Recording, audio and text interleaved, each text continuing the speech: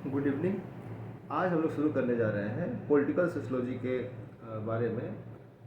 राजनीतिक समाजशास्त्र, जब इस विषय वस्तु को, जब इसके कंटेंट को हम पढ़ना शुरू करते हैं तो दो बातें हमारे जहन में स्वाभाविक रूप से आ जाती हैं। सबसे पहली बात तो ये कि राजनीतिक समाजशास्त्र अपने विषय वस्तु के हिसाब से अपने एक विषय के रूप में नवीन अवधारणा है, नवीन विषय वस्तु है, लेकिन अपने अस्तित्व के हिसाब से पुरातन है। दूसरी बात हमारे समझ में आती है कि क्या यह राजनीति विज्ञान और समाजशास्त्र का सिर्फ फ्यूजन है, या इसमें जो इंटरप्रिटेशंस हैं, जो अप्रोचेज हैं, जो देखने का नज़रिया है, उसमें भिन्नता है।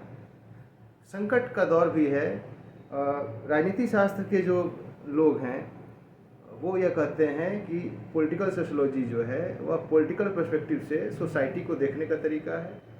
समाजशास्त्र के जो विद्वान हैं वो कहते हैं कि यह राजनीति का सामाजिक अध्ययन है या राजनीति का समाजशास्त्रीय दृष्टिकोण है। अब ये जो दो कन्फ्लिक्टिंग अवधारणाएं हैं उसको हम देखेंगे, एक डिबेट के रूप में हमारे सामने आएगा।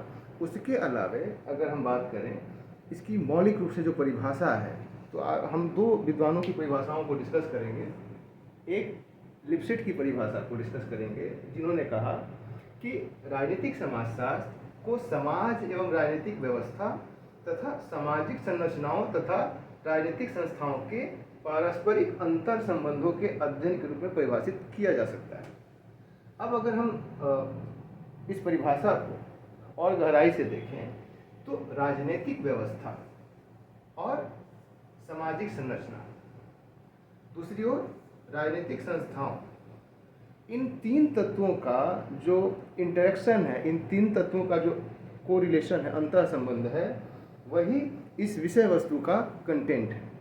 तो राजनीतिक व्यवस्था, सामाजिक संरचना और राजनीतिक संस्थाएं, ये तीन ऐसे तत्व हैं, ये तीन ऐसे एलिमेंट हैं जिनके इर्द गिर्द पूरा का पूरा पॉलिटिकल सोशियोलॉजी का जो कंसेप्ट है, जो इसका इमर्जेंस है, जो इसका विचार है, वो घूमती है।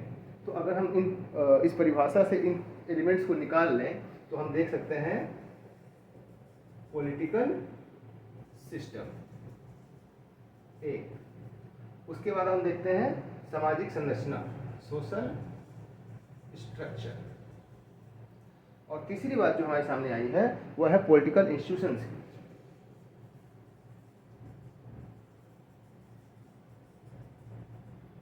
तो ये तीन चीज़ें हैं, ये तीन ऐसे एलिमेंट हैं जिसके इर्द गिर्द राजनीति समाजशास्त्र की जो अवधारणा है वो विकसित होती है। दूसरी परिभाषा हमने ली है पोपिनो की। पोपिनो क्या कहते हैं? पोपिनो कहते हैं कि बृहत सामाजिक संरचना तथा समाज की राजनीतिक संस्थाओं में पारस्परिक संबंधों का अध्ययन राजनीतिक समाजशास्त्र है।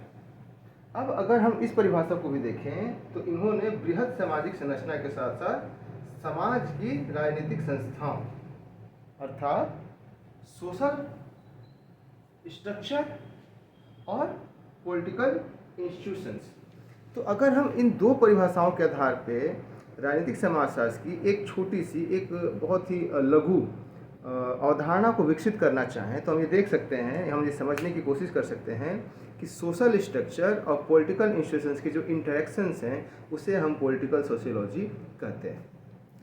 आगे हम देखेंगे कि ये जो पॉलिटिकल सोशियोलॉजी है इसमें बहुत ही ऐसे ऐसे टॉपिक्स हैं हमारे सामने, जैसे आप मार्क्सिस्ट अप्रोच देखेंगे, आप एलिट थियरी देखेंगे, डिस्ट्रीब्यूशन ऑफ पावर देखेंगे, पावर, अथॉरिटी, इन सारी अवधारणाओं को जब हम देखेंगे तो आप देखेंगे कि कैसे जो राजनीतिक संरचना है, कैसे जो राजनीतिक संस्थाएं हैं और जो सामाजिक संरचनाएं हैं वो एक दूसरे के साथ इंटरेक्ट करती हैं, ओवरलैप करती हैं।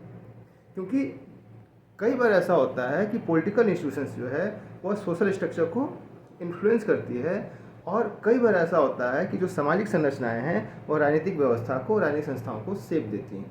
तो इन दो एलिमेंट्स के इंटरेक्शंस को ही हम पॉलिटिकल सोशियोलॉजी के रूप में अध्ययन करते हैं।